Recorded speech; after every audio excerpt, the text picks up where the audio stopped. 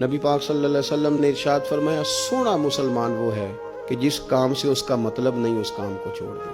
اور نبی کریم صلی اللہ علیہ وسلم نے فرمایا قیامت کے دن زیادہ گناہ ان لوگوں کے ہوں گے جو زیادہ فضول باتیں کرتے تھے، ان کے گناہ زیادہ ہوں گے۔ فضولیات سے بچیں، اپنے اوقات کار زندگی میں مرتب کریں۔ ہم پتہ کیا کہتے ہیں، 1 منٹ میں آیا، تو 1 منٹ ٹھہر، میں یہ محاورہ ہے ہمارا، 1 منٹ دے ذرا مجھے۔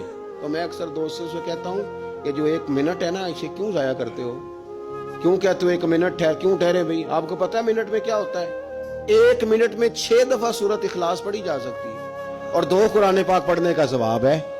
1 منٹ کے اندر 26 مرتبہ کہا جا سکتا ہے سبحان اللہ و بحمدہ سبحان اللہ العظیم۔ اور یہ وہ کلمات ہیں کہ نبی پاک علیہ السلام نے فرمایا زبان سے کہنے آسان ہیں، میزان عمل پر ان کا بڑا وزن ہے، اور یہ تمہارے رب کے بڑے پیارے جملے ہیں، اللہ کو بڑے محبوب ہیں یہ کلمات۔ آپ دیکھیں سبحان اللہ، الحمدللہ، اللہ اکبر، یہ کتنی دفعہ پڑھا جا سکتا ہے؟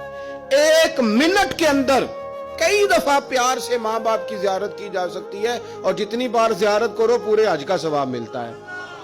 1 منٹ کے اندر فون اٹھا کے کسی مریض کی عیادت کی جا سکتی ہے۔ اور میرے نبی پاک صلی اللہ علیہ وسلم نے فرمایا جب تم مریض کی عیادت کرتا ہے تو خدا کی رحمت کا دریا بہہ رہا تھا، تو نے اس میں غوطہ لگا لیا ہے۔ 1 منٹ کے اندر تو کمال ہو جاتا ہے، لیکن شرط یہ ہے کہ اس منٹ کو ضائع نہیں کرنا، اس منٹ میں کچھ کر جائیں۔